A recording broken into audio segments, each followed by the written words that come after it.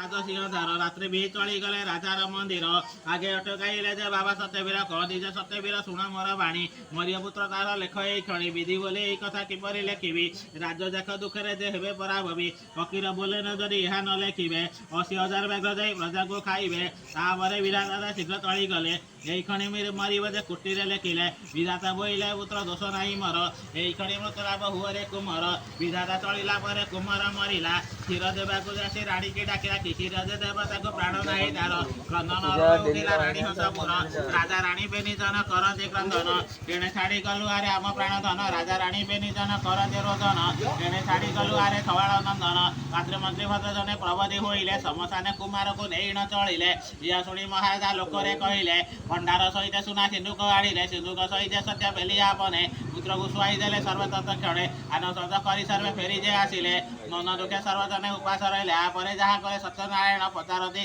कृपागत सर्वजागण प्रजागण सुनरे फकीर सठी दिने मला तहु राजा रघु मर मनरे बाँचिले तहु बाबा सत्यवीर बालक बंचिले ओम कस्तूरी तिलकं ललाट बटले